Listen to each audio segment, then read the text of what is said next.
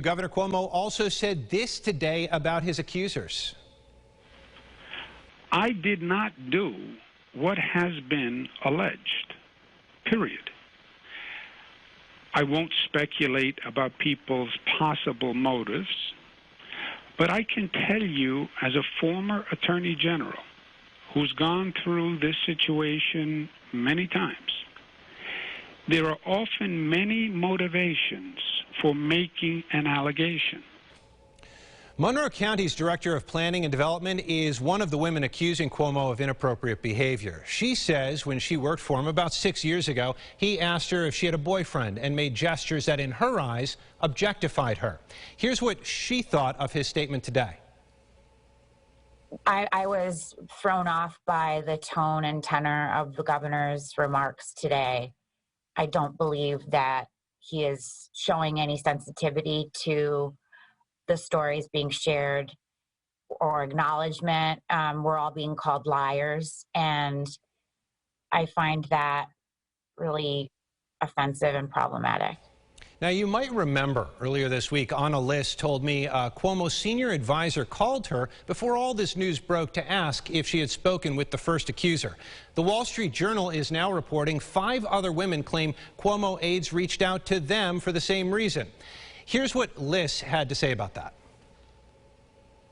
So now that you're hearing it's happened to other former aides, what are your thoughts on that? My thoughts are this must only be the tip of the iceberg. I remember when I was contacted by the administration in December, feeling somewhat intimidated and also wondering, gosh, how many other women are being contacted? Why are they contacting me? I guess they must have seen it too. From my understanding, you were called while you were on your honeymoon, and they had asked you whether you had been contacted by Lindsay Boylan. What about the conversation left you feeling intimidated? The tone in Rich Azzopardi's voice sounded, it sounded nervous, and his voice was faltering a little bit. He said that he had an awkward question to ask me, and he asked me if Lindsay had reached out to me. He asked if I'd spoken with Lindsay. The answers at that point in time were no. And he asked me if she did indeed reach out to let him know. And I immediately felt like that was inappropriate. And also, what if she did reach out to me? What if I did talk to her? Why was that any of his business or that of the governor? I don't work there anymore.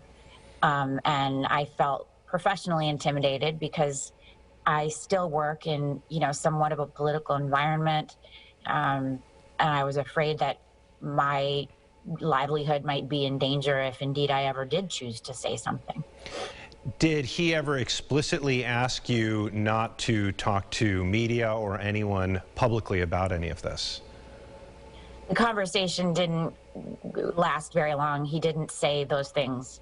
I certainly walked away with the thought that there would be repercussions and backlash if I ever did open my mouth.